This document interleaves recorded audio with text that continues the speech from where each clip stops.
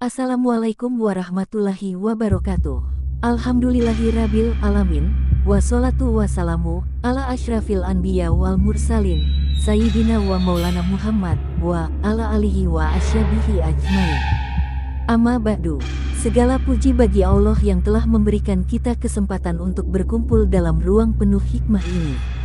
Sholawat serta salam semoga senantiasa tercurah kepada Nabi Muhammad SAW, pembawa risalah kebenaran, kepada keluarganya, sahabatnya, dan kita sebagai umatnya hingga akhir zaman.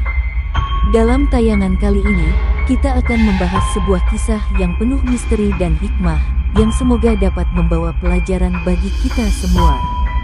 Semoga Allah melindungi kita dari keburukan dan memberikan pemahaman yang bermanfaat. Amin. Malam itu, hujan turun deras, membasahi jalanan kota Semarang yang sepi. Di dalam kamar kos sederhana, Dita duduk di depan mejanya yang berantakan dengan buku sejarah dan dokumen penelitian. Ia tengah mempersiapkan proposal skripsi yang mendalami arsitektur kolonial Belanda di Indonesia. Suara petir menggelegar di kejauhan, tetapi perhatian Dita terpaku pada sebuah amplop coklat tua yang tiba-tiba ditemukan di depan pintu kamarnya sore tadi. Tanpa nama pengirim, hanya bertuliskan "Rahasia Lawang Sewu". Dengan tangan gemetar, Dita membuka amplop itu. Di dalamnya, ada selembar peta kuno dengan simbol-simbol aneh dan secarik surat yang menyebutkan keberadaan dokumen rahasia tentang sejarah kelam Lawang Sewu. Surat itu juga menyebutkan bahwa hanya mereka yang cukup berani yang dapat mengungkap kebenaran tersembunyi. Dita merasa terpanggil, seolah ada sesuatu yang memaksa dirinya untuk menjawab undangan tersebut. Sebagai mahasiswa sejarah yang penuh rasa ingin tahu, kesempatan ini terlalu berharga untuk dilewatkan, meski hatinya diselimuti perasaan aneh yang sulit dijelaskan. Keesokan harinya, Dita mengajak Aryo, Siska, dan Raka untuk membahas surat misterius itu. Aryo, sang pemimpin kelompok, langsung bersemangat. Ini peluang emas untuk meneliti sesuatu yang belum pernah diungkap sebelumnya, katanya sambil menatap peta dengan mata berbinar. Siska, yang skeptis, memperingatkan bahwa ini mungkin jebakan atau lelucon. Namun, Raka, dengan kamera DSLR di tangannya, menyarankan agar mereka mencobanya, setidaknya untuk pengalaman. Dita hanya diam, tetapi matanya berbicara tentang keinginan kuat untuk melangkah lebih jauh. Malam harinya, mereka berkumpul di depan pintu besar Lawang Sewu. Gedung megah itu berdiri seperti raksasa yang bisu, dihiasi ribuan jendela yang memancarkan bayangan suram di bawah cahaya rembulan. Pak Wiryo, penjaga bangunan, membuka pintu utama dengan ekspresi penuh curiga. "Kalian tahu apa yang kalian lakukan?" tanyanya. "Bangunan ini menyimpan lebih dari sekadar sejarah. Tidak semua pintu di sini membawa kalian ke tempat yang kalian harapkan." Aryo tertawa kecil, menganggapnya sebagai omong kosong penjaga tua. Namun, Dita merasa ada kebenaran yang terkubur dalam peringatan itu. Ketika mereka memasuki aula utama, udara dingin segera menyergap. Langit-langit tinggi dan lengkungan-lengkungan megah memberikan kesan mewah, tetapi gelapnya ruangan membuat semuanya terasa menyeramkan. Langkah kaki mereka bergema di antara dinding-dinding yang seperti berbisik. "Apa itu?" bisik Siska, menunjuk ke sudut ruangan di mana sebuah cermin besar berdiri. Bayangan samar tampak bergerak di permukaan cermin, meskipun tidak ada seorang pun di sana. Mereka saling pandang, tetapi tak satu pun berani mendekat. Di tengah eksplorasi mereka, Dita menemukan sebuah pintu kecil di sudut aula yang tampaknya sudah lama tidak dibuka. Dengan penasaran, ia mendekat, tetapi Pak Wiryo segera menahan tangannya. "Jangan sentuh itu, pintu itu tidak seharusnya dibuka," katanya dengan nada tegas. Aryo, yang penasaran, bertanya mengapa, tetapi Pak Wiryo hanya menggelengkan kepala, matanya dipenuhi ketakutan. "Ada sesuatu yang terjebak di balik pintu itu. Jangan coba-coba memanggilnya." Ketegangan semakin memuncak ketika lampu-lampu yang mereka bawa mulai berkedip-kedip. "Ini tidak benar," bisik Siska dengan suara gemetar. Namun, rasa penasaran Dita justru semakin membara. Ia merasakan ada sesuatu yang memanggilnya, seolah-olah Lawang Sewu bukan hanya sekadar bangunan mati, melainkan sebuah entitas hidup yang ingin berbicara. Kita harus mencari tahu, katanya, mencoba menyembunyikan rasa takut yang merambati punggungnya. Malam itu menjadi awal dari perjalanan yang tidak akan pernah mereka lupakan. Langkah pertama mereka ke dalam Lawang Sewu ternyata bukan sekadar eksplorasi sejarah, melainkan pintu masuk ke dalam misteri yang jauh lebih kelam. Tanpa mereka sadari, undangan itu adalah perangkap, dan sekali mereka masuk, tidak ada jalan untuk kembali. Langkah mereka berderap pelan, beriringan dengan suara rintik hujan yang samar terdengar dari balik dinding tebal Lawang Sewu. Dita memimpin, diikuti Aryo, Siska, dan Raka. Lorong panjang di depan mereka terasa seperti menyempit, meskipun mata mereka disilaukan oleh sinar redup dari lentera yang tergantung di beberapa sudut. "Apa tempat ini selalu seperti ini?" tanya Aryo, mencoba mencairkan suasana yang mulai terasa menekan. Namun, Pak Wiryo hanya berjalan di belakang mereka tanpa menjawab, menunduk dalam diam, seolah-olah sedang memikirkan sesuatu yang berat. Di ujung lorong, mereka tiba di sebuah pintu kayu besar dengan ukiran-ukiran rumit yang tampak menggambarkan adegan pertempuran. "Ini bukan bagian dari rencana tur, tapi kalian ingin masuk ke sana?" tanya Pak Wiryo, nadanya penuh keraguan. Aryo, seperti biasa, dengan antusias mendorong pintu tersebut, tetapi saat pintu terbuka, angin dingin menerpa wajah mereka. Udara di dalam ruangan itu berbeda, tebal, berat, dan penuh aroma lembab seperti kayu lapuk yang sudah berabad-abad terkunci. Ruangan di balik pintu itu adalah aula besar dengan puluhan pintu lain yang berjajar di sekelilingnya.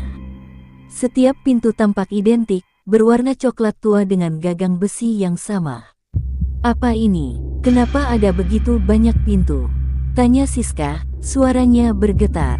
Mereka mendekati salah satu pintu dan mencoba membukanya, tetapi di balik pintu itu hanya ada lorong lain yang berujung pada lebih banyak pintu. Lorong itu seperti cermin dari ruangan sebelumnya. "Seperti labirin," gumam Raka sambil memotret, kilatan cahaya dari kameranya menerangi ruangan yang semakin membuat bulu kuduk mereka merinding. Aryo, yang merasa tertantang, mulai membuka beberapa pintu lainnya. Setiap kali pintu terbuka, mereka menemukan hal yang sama, lorong yang tak berujung dengan pintu-pintu serupa.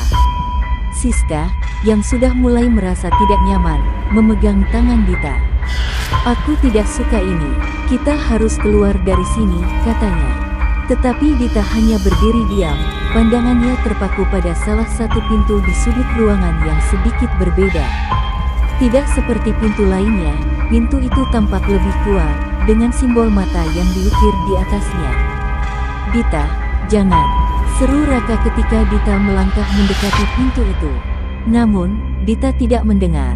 Ia merasa seolah-olah ada sesuatu yang memanggilnya, memaksanya untuk mendekat.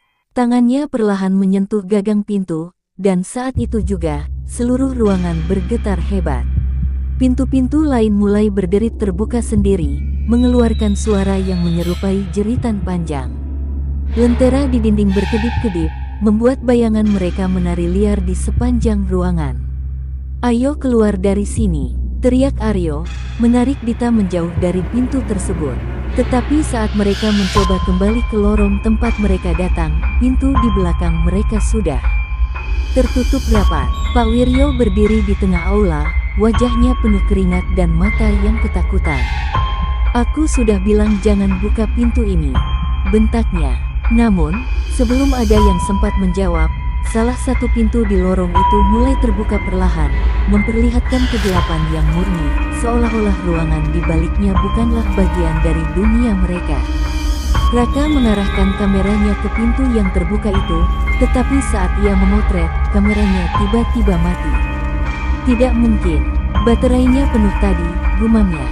Dalam keheningan yang menyelimuti mereka, terdengar suara langkah kaki dari dalam kegelapan. Langkah itu semakin dekat, terdengar berat dan menyeret, seperti sesuatu yang tidak seharusnya berjalan. Siska menahan napas, sementara Aryo mencoba membuka pintu lain untuk melarikan diri, tetapi tidak ada yang bergerak. Ketika bayangan hitam mulai muncul dari balik pintu yang terbuka, Pak Wiryo berbisik dengan suara yang hampir tidak terdengar, "Kalian sudah memulai sesuatu yang tidak bisa dihentikan." Dengan satu gerakan cepat, ia mengeluarkan segenggam garam dari kantongnya dan melemparkannya ke arah pintu yang terbuka. Bayangan itu menghilang seketika, tetapi udara di ruangan itu menjadi lebih dingin. "Kita harus keluar sekarang juga," ucap Pak Wiryo, suaranya terdengar tegas tetapi putus asa. Namun, mereka segera menyadari bahwa jalan keluar tidak lagi seperti yang mereka kenal. Labirin pintu itu telah berubah, dan mereka kini terperangkap dalam permainan yang tidak mereka pahami. Mereka melangkah dengan hati-hati melalui lorong yang tampaknya tidak berujung, setiap pintu yang mereka temui seperti mengolok-olok ketakutan mereka. Udara semakin pengap, dan bayangan gelap yang meliuk-liuk di dinding tampak hidup. "Ini bukan labirin biasa," bisik Dita, suaranya bergetar. Pak Wiryo, yang berjalan di depan, berhenti tiba-tiba. Ia menatap mereka dengan mata tajam, lalu berkata, "Sebelum kita melangkah lebih jauh, kalian harus tahu apa yang sebenarnya terjadi di tempat ini." Mereka berhenti di sebuah ruangan kecil yang dipenuhi dengan lemari kayu tua dan meja berdebu. Pak Wiryo menyalakan lentera di sudut ruangan, mengusir kegelapan yang pekat. "Lawang Sewu bukan sekadar bangunan tua. Tempat ini adalah saksi bisu dari darah yang pernah tumpah di sini," ucapnya. Suaranya berat, seolah setiap kata yang keluar menanggung beban sejarah yang tak terkatakan. Mereka mendengarkan dalam diam, rasa penasaran bercampur ketakutan mulai menguasai. Pak Wiryo mulai bercerita tentang masa penjajahan Belanda, saat Lawang Sewu digunakan sebagai markas besar militer. Di ruang bawah tanahnya yang gelap dan lembab, ratusan tawanan disiksa hingga mati. Beberapa di antaranya adalah penduduk pribumi yang dituduh sebagai pemberontak, sementara yang lain adalah tahanan politik yang tidak pernah mendapatkan keadilan. Tapi yang lebih menakutkan adalah apa yang terjadi setelah Jepang datang, katanya sambil menatap pintu yang masih sedikit terbuka di ujung ruangan. Selama pendudukan Jepang, Lawang Sewu berubah menjadi tempat eksekusi. Di salah satu ruangan bawah tanah yang mereka lewati tadi, kepala para tahanan dipenggal, dan tubuh mereka dilemparkan begitu saja ke sumur tua di tengah bangunan. "Mereka yang tewas di sini tidak pernah menemukan kedamaian," lanjut Pak Wiryo. "Beberapa orang percaya, arwah mereka masih terperangkap di dalam bangunan ini, menunggu seseorang untuk membebaskan mereka." Siska memeluk dirinya sendiri, gemetar mendengar kisah kelam itu. "Kenapa mereka tidak pergi?" tanya Aryo dengan nada penuh skeptisisme. Pak Wiryo menatapnya dalam-dalam sebelum menjawab, "Karena kutukan." Ia kemudian menjelaskan tentang seorang dukun Jawa yang pernah dibawa ke tempat ini. Dukun itu, yang kehilangan seluruh keluarganya akibat pembantaian tentara kolonial, mengutuk gedung ini agar semua yang terlibat dalam kejahatan itu tidak pernah bisa meninggalkan tempat ini, bahkan setelah kematian mereka. "Dan sekarang, kalian telah membangunkan mereka," tambahnya dengan nada getir. Ketika Pak Wiryo selesai bercerita, suasana di ruangan itu berubah. Dita merasa berat di dadanya, seperti ada sesuatu yang menekan. Dari sudut matanya, ia melihat bayangan samar yang bergerak di cermin tua yang tergantung di dinding. "Ada sesuatu di sana," bisiknya, membuat semua orang memandang ke arah yang sama. Bayangan itu semakin jelas, membentuk sosok seorang pria dengan mata kosong yang memancarkan kebencian. Raka mencoba mengabadikan momen itu dengan kameranya, tetapi lagi-lagi kameranya mati. "Ini tidak masuk akal," teriaknya, frustrasi. Siska mulai menangis pelan, sementara Aryo mencoba tetap tenang. "Kita harus keluar sekarang juga," desaknya. Namun, sebelum mereka bisa melangkah, suara bisikan memenuhi ruangan. Bisikan itu datang dari semua arah, seperti ratusan orang berbicara sekaligus.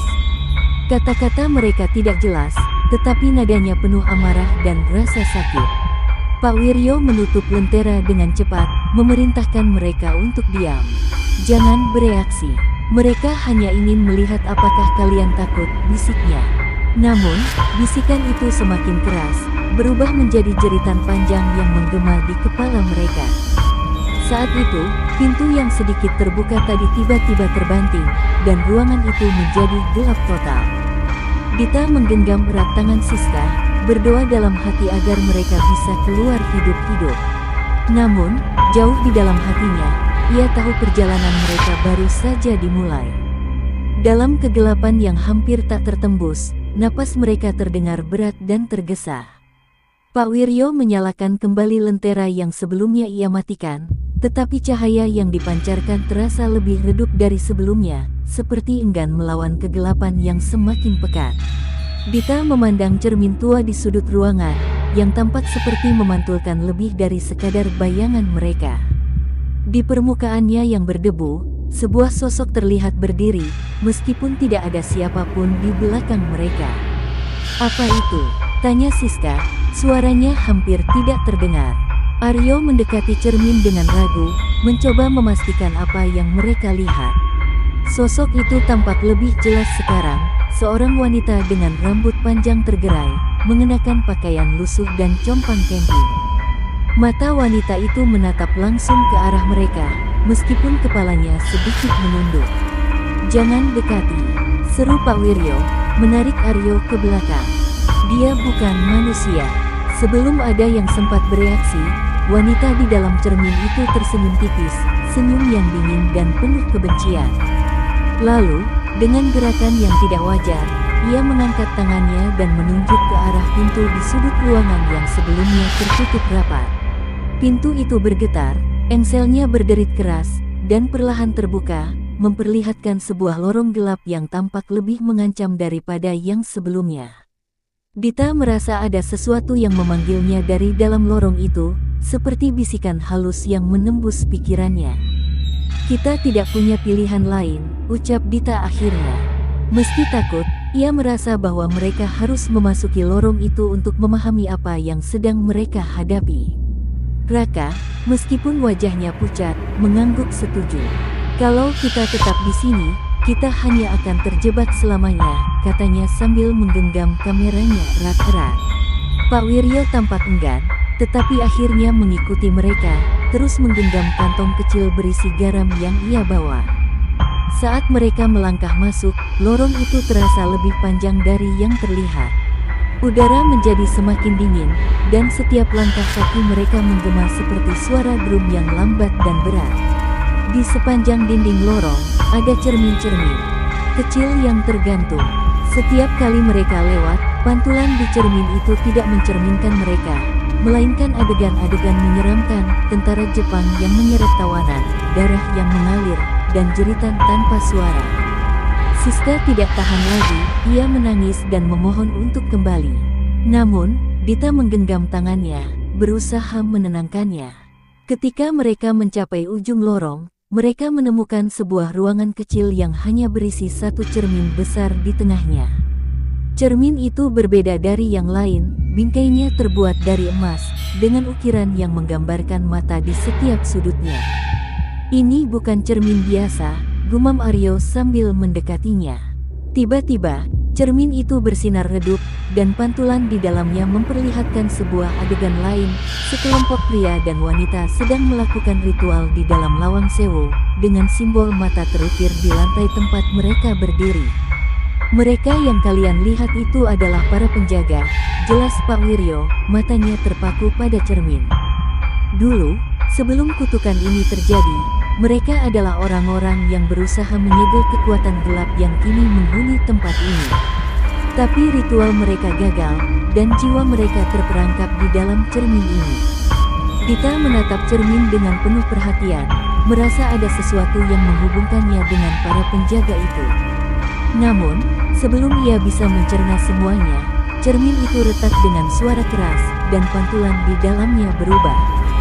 Kini, mereka melihat diri mereka sendiri, tetapi dalam keadaan yang mengerikan, mata mereka kosong, tubuh mereka penuh luka, seperti bayangan dari masa depan yang menanti.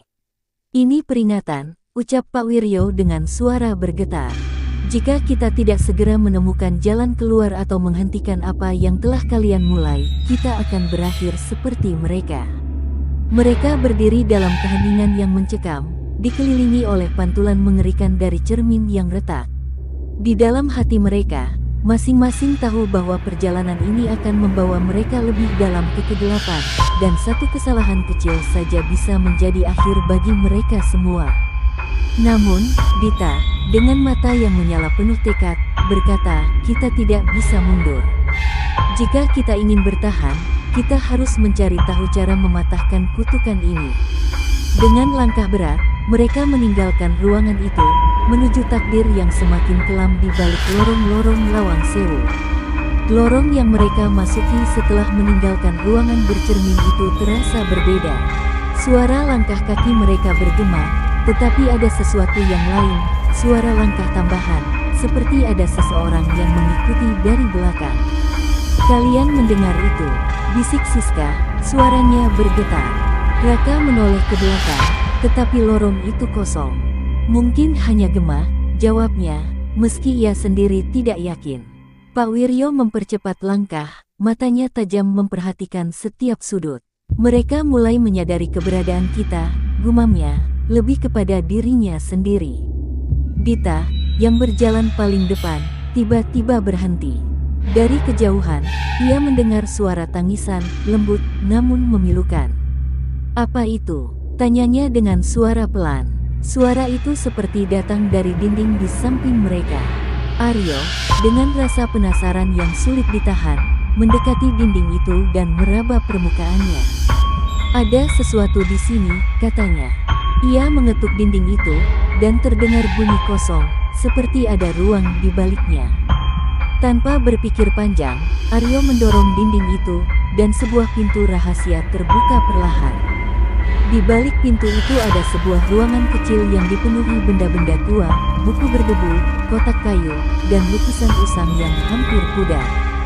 Di tengah ruangan, terdapat meja dengan sebuah kotak kayu besar di atasnya. "Ini pasti penting," kata Aryo sambil mendekati kotak itu. Namun, sebelum ia bisa menyentuhnya, suara tangisan itu terdengar lagi, kali ini lebih dekat. Mereka semua terdiam, menahan napas. Tangisan itu berubah menjadi suara perempuan yang berkata dengan nada pelan namun jelas, "Jangan sentuh, atau kau akan terjebak." Siska memegang lengan Dita dengan erat, tubuhnya gemetar hebat. "Kita harus pergi," katanya dengan suara hampir tidak terdengar. Tetapi Dita, meskipun ketakutan, merasa bahwa kotak itu menyimpan sesuatu yang penting. "Kalau kita tidak membuka ini, kita tidak akan pernah tahu bagaimana cara keluar dari sini," ujarnya dengan suara tegas. Aryo mengangguk setuju dan dengan hati-hati membuka kotak itu. Di dalamnya, mereka menemukan sebuah buku tua dengan kulit yang hampir hancur, serta sebuah surat yang tampak ditulis dengan tinta merah. Dita mengambil surat itu dan membacanya dengan suara pelan. Isinya adalah petunjuk tentang ritual pemanggilan yang pernah dilakukan di Lawang Sewu, tetapi ada catatan tambahan di bawahnya, asterisk, ritual ini tidak hanya memanggil arwah, tetapi juga membuka pintu ke dunia mereka. Untuk menutupnya, dibutuhkan darah dan keberanian orang yang masih hidup. Asterisk kata-kata itu membuat ruangan terasa lebih dingin. "Apa maksudnya dengan darah dan keberanian?" tanya Raka, tetapi tidak ada yang menjawab. Tiba-tiba, lentera Pak Wiryo berkedip-kedip, dan bayangan di sudut ruangan mulai bergerak. "Kita tidak sendiri," ucap Pak Wiryo dengan suara tegas. Dari bayangan itu, muncul sosok seorang pria berpakaian tentara Belanda, wajahnya pucat dan matanya kosong. Ia menatap mereka tanpa ekspresi, lalu berkata dengan suara berat, "Kalian telah membuka jalan yang seharusnya tetap terkunci." Sosok itu perlahan mendekat, tetapi Pak Wiryo dengan cepat menyebarkan garam di sekitar mereka, menciptakan penghalang. Pria itu berhenti di luar lingkaran garam, matanya berubah menjadi merah menyala. "Kalian tidak akan pernah bisa keluar," katanya sebelum menghilang ke dalam kegelapan. Namun, kata-katanya meninggalkan bekas mendalam di pikiran mereka. Dita memandang buku di tangannya, merasa bahwa ini adalah kunci untuk memahami apa yang sebenarnya terjadi di tempat ini. "Kita harus mempelajari buku ini," katanya dengan tekad. Pak Wiryo menggelengkan kepala. Buku itu membawa kutukan. Semakin kalian mendekatinya, semakin besar bahaya yang akan kita hadapi. Namun, Dita tahu bahwa mereka tidak punya pilihan lain. Ia membuka halaman pertama buku itu, dan begitu ia melakukannya, sebuah suara keras menggema di seluruh ruangan, seperti jeritan dari ratusan jiwa yang terperangkap. Cermin-cermin di dinding mulai retak, dan lantai di bawah mereka berguncang. "Cepat, kita harus keluar dari ruangan ini," teriak Pak Wiryo. Dengan buku di tangan, mereka berlari keluar, tetapi lorong yang mereka masuki sebelumnya kini telah berubah bentuk, membawa mereka ke arah yang sama sekali tidak mereka kenal. Jalan pulang semakin jauh, dan kegelapan di Lawang Sewu semakin mencekam. Lorong yang mereka masuki kali ini terasa lebih sempit, dengan dinding-dinding yang seolah bergerak, meremas mereka dalam cengkeraman kegelapan. Cahaya lentera Pak Wiryo semakin meredup, nyaris padam, seperti takut melawan kekuatan yang ada di sekitar mereka. Buku tua di tangan Dita bergetar perlahan, seolah-olah ada sesuatu di dalamnya yang hidup. "Pegang buku itu erat," kata Pak Wiryo tegas, "jangan sampai jatuh ke tangan mereka." Dita mengangguk, meskipun tangannya gemetar. Dari balik lorong, terdengar suara langkah kaki yang berat, seperti sesuatu yang besar sedang mendekat. Aryo berbisik, "Apa itu?" Pak Wiryo tidak menjawab, tetapi wajahnya menunjukkan bahwa ia tahu apa yang sedang mendekat. "Jangan berhenti berjalan," ujarnya.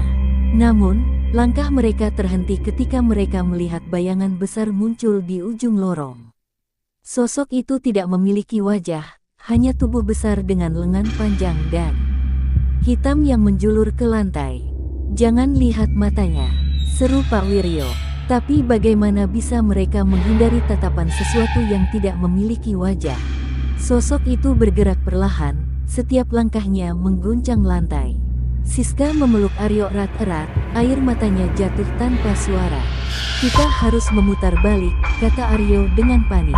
Tapi saat mereka berbalik, lorong yang mereka masuki telah lenyap, digantikan oleh tembok besar yang basah dan dingin.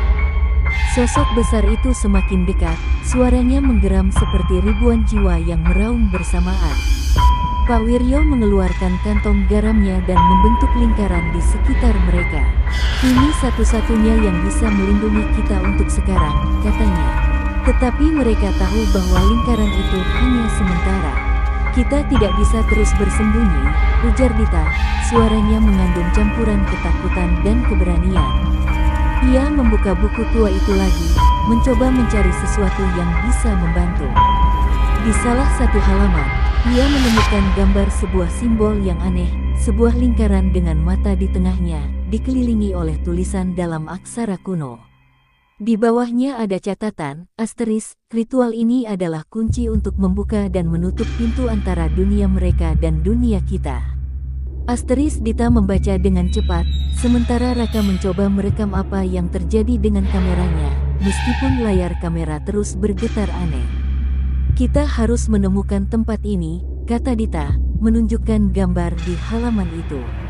Pak Wiryo mengangguk, meskipun raut wajahnya semakin tegang. "Itu adalah ruang pemanggilan di bawah tanah. Tapi pergi ke sana artinya kita harus menghadapi mereka semua," katanya dengan nada putus asa. "Kalau tidak, kita akan tetap terjebak di sini," balas Dita. Dengan berat hati, mereka memutuskan untuk melanjutkan perjalanan. Pak Wiryo menghapus sebagian lingkaran garam, dan sosok besar itu langsung menyerang, mengayunkan tangannya dengan ganas. Mereka berlari sekuat tenaga, lorong di depan mereka penuh dengan bayangan yang terus bergerak. Tangisan dan jeritan samar terdengar di sekitar mereka, seolah-olah tembok Lawang Sewu sendiri hidup dan marah. Dita menggenggam buku itu erat, sementara Siska hampir jatuh karena kakinya tersandung. Aryo segera membantunya berdiri, tetapi mereka tahu waktu semakin sempit. "Ke kiri," seru Pak Wiryo saat mereka tiba di persimpangan. Ketika mereka belok, lorong itu membawa mereka ke sebuah pintu besi tua yang terkunci rapat. Pintu itu dihiasi dengan ukiran simbol yang sama seperti di buku. "Ini dia," ujar Dita dengan suara lega yang bercampur ketegangan. Tapi sebelum mereka bisa membukanya, suara geraman yang mengerikan kembali terdengar, kali ini dari arah belakang mereka. Sosok besar itu mengejar, dan di belakangnya, bayangan-bayangan lain mulai bermunculan, memenuhi lorong dengan energi gelap yang semakin menyesakkan. "Cepat buka pintunya!" teriak Aryo, sementara kegelapan di belakang mereka semakin mendekat. Pintu besi tua itu terasa dingin dan kasar di tangan Dita saat ia mencoba mendorongnya. Namun, pintu itu tak bergeming. "Ini terkunci," serunya panik, sementara geraman makhluk di belakang mereka semakin mendekat. Pak Wiryo dengan cepat mengeluarkan pisau kecil dari sakunya, menggoreskan simbol aneh di udara dengan ujung pisau itu. "Baca mantra ini," katanya tegas, menyerahkan buku kepada Dita. Tanpa berpikir panjang, Dita mulai membaca kata-kata kuno yang tertera di halaman tersebut, meskipun suaranya bergetar hebat. Makhluk besar yang mengejar mereka tiba di ujung lorong. Tubuhnya yang hitam melesak masuk, memenuhi ruang dengan aura yang mencekik. "Terus baca," teriak Pak Wiryo, sementara ia mencoba menahan makhluk itu dengan segenggam garam terakhirnya. Namun, garam itu hanya mampu memperlambat gerakan sosok tersebut. Bayangan-bayangan lain mulai muncul dari dinding, menyerupai wajah-wajah mengerikan yang menjerit tanpa suara, seolah meminta bantuan. Dita membaca semakin cepat, dan simbol di pintu perlahan bersinar merah darah. Tiba-tiba, pintu itu berguncang hebat, lalu terbuka dengan suara dentuman keras. Dari dalamnya terpancar cahaya biru pucat yang dingin, seperti memanggil mereka masuk. "Cepat!" seru Aryo sambil menarik Siska yang hampir tidak bisa berdiri karena ketakutan. Mereka semua melompat ke dalam ruangan, dan pintu itu menutup dengan sendirinya, mengurung makhluk besar dan bayangan-bayangan di luar. Suasana mendadak hening, hanya napas mereka yang tersisa, terengah-engah di antara ketegangan yang belum usai. Ruangan itu tampak seperti dunia lain, dinding-dindingnya berlapis cermin besar yang memantulkan bayangan mereka dengan cara yang aneh. Cahaya biru itu berasal dari simbol di tengah lantai, simbol yang sama dengan yang ada di buku tua itu. "Ini dia," ujar Dita pelan, masih memegang buku itu erat. Di tengah simbol terdapat pedang kecil berkarat, tertancap di lantai. Pak Wiryo memandang pedang itu dengan ekspresi berat. Itu adalah kunci untuk menutup pintu mereka. Tapi untuk menggunakannya, seseorang harus mengorbankan darahnya, jelasnya. "Pengorbanan?" tanya Siska dengan suara gemetar. Pak Wiryo mengangguk. "Ritual ini tidak akan selesai tanpa itu. Kita telah masuk terlalu jauh. Jika pintu ini tidak ditutup, makhluk-makhluk itu akan terus mengejar, dan tidak hanya di sini, tapi juga di dunia luar." Kata-katanya menggantung di udara, menciptakan ketakutan baru di hati mereka. Aryo menatap pedang itu dengan ragu, sementara Dita menatapnya dengan tekad yang mulai tumbuh. "Kita harus melakukannya," kata Dita akhirnya. "Kalau tidak, semuanya akan sia-sia." Raka menggenggam tangannya, mencoba menghentikannya. "Kamu tidak tahu apa yang akan terjadi kalau kamu melakukan ini," serunya. Tetapi Dita melepaskan tangannya perlahan. "Aku tahu," katanya pelan, "tapi aku juga tahu bahwa aku tidak bisa membiarkan kita semua mati di sini." Dengan langkah berat, ia berjalan menuju simbol di lantai. Namun, sebelum ia bisa menyentuh pedang itu, cermin-cermin di sekeliling mereka mulai retak, dan dari dalamnya keluar sosok-sosok transparan, bayangan para penjaga yang disebutkan di dalam buku. Mereka melayang, mengelilingi Dita dengan tatapan yang penuh penderitaan. Salah satu dari mereka berbicara, suaranya serak dan dalam, hanya yang memiliki keberanian sejati yang bisa menggunakan kunci itu. "Jika kau tidak layak, kau akan menjadi salah satu dari kami." Dita menelan ludah, tubuhnya gemetar tetapi tidak mundur. Ia meraih pedang itu dengan kedua tangannya, dan begitu ia menyentuhnya, cahaya biru di ruangan itu berubah menjadi merah menyala. Jeritan dari bayangan penjaga dan makhluk di luar pintu menggema bersamaan, seolah-olah dunia ini runtuh. Pedang itu terasa panas di tangannya, tetapi Dita tidak melepaskannya. Dengan satu tarikan napas panjang, ia mengangkat pedang itu tinggi-tinggi, siap melakukan apapun yang diperlukan untuk menyelamatkan semuanya. Saat Dita mengangkat pedang itu, ruang di sekitarnya berguncang hebat. Cahaya merah menyala dari simbol di lantai, membentuk lingkaran besar yang memancarkan aura menyesakkan. Bayangan para penjaga semakin mendekat, melayang mengitari Dita, seolah menguji keberaniannya. "Apakah kau benar-benar siap untuk melakukannya?" tanya salah satu dari mereka dengan suara menggema, penuh keputusasaan dan harapan. Dita mengangguk, meski tubuhnya gemetar hebat. Di belakangnya, Aryo, Siska, Raka, dan Pak Wiryo berdiri diam, terperangah oleh apa yang sedang terjadi. "Ini gila," bisik Raka, "kita harus menghentikannya." Namun, Pak Wiryo menggelengkan kepala. "Ini satu-satunya cara," katanya dengan nada yang lebih tenang daripada yang ia rasakan di dalam hatinya. "Jika Dita tidak melakukannya, pintu ke dunia mereka akan tetap terbuka, dan kita semua akan hancur." Dita merasakan pedang itu semakin berat di tangannya, seolah-olah menguji tekadnya. Suara jeritan dan isak tangis mulai terdengar dari dinding cermin, mengisi ruangan dengan kesedihan yang mendalam. Dari dalam buku tua yang masih terbuka di lantai, sebuah suara wanita terdengar samar, "Darah dan keberanianmu akan menyelamatkan dunia, tetapi jiwa yang terkorban tidak akan kembali." Kata-kata itu mengguncang hati Dita, tetapi ia tidak mundur. Dengan napas panjang, Dita memposisikan pedang itu di atas simbol di lantai, tepat di tengah lingkaran yang kini memancarkan cahaya merah pekat. "Apa yang harus kulakukan?" tanyanya kepada para penjaga. Salah satu dari mereka, yang tampak seperti pemimpin, menunjuk ke dadanya. "Korbankan darahmu di atas simbol itu. Biarkan pedang memilih nasibmu." Dita memejamkan matanya sejenak, mencoba menguatkan dirinya. Ketika ia menekan ujung pedang ke kulitnya, sebuah bayangan besar muncul dari pintu yang sebelumnya tertutup. Itu adalah makhluk hitam raksasa yang mereka lihat sebelumnya, tetapi kini lebih besar, dengan mata merah menyala yang penuh kebencian. "Jangan lakukan itu!" Makhluk itu meraung, suaranya mengguncang ruangan. Ia melangkah maju, mencoba menghentikan ritual.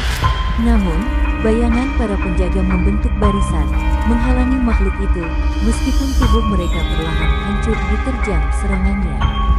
"Cepat, Dita!" teriak Aryo dengan napas tercekat. Dita menggigit bibirnya dan menekan pedang lebih dalam. Darahnya menetes ke simbol, dan seketika, lingkaran itu memancarkan cahaya terang yang menyilaukan. Ruangan dipenuhi oleh jeritan dari semua arah, jeritan makhluk itu, jeritan para penjaga, dan bahkan dinding cermin yang retak hingga hancur berkeping-keping. Tubuh Dita terasa lemas, tetapi ia tidak melepaskan pedang itu. Cahaya merah berubah menjadi putih bersinar, menyapu seluruh ruangan. Makhluk besar itu melolong kesakitan, tubuhnya perlahan larut menjadi debu yang tersebar di udara. Para penjaga yang melayang di sekeliling Dita menatapnya dengan rasa terima kasih di mata mereka. "Kau telah memenuhi takdirmu," ucap salah satu dari mereka sebelum menghilang dalam cahaya. Satu persatu bayangan itu lenyap, membawa serta kegelapan yang melingkupi ruangan. Ketika semuanya mereda, Dita jatuh terduduk di lantai, tubuhnya kehabisan tenaga. Pedang itu telah menghilang, meninggalkan simbol di lantai yang kini tampak seperti terbakar. Pak Wiryo segera mendekatinya, memeriksa luka di dadanya. "Kau melakukannya," ucapnya dengan suara pelan.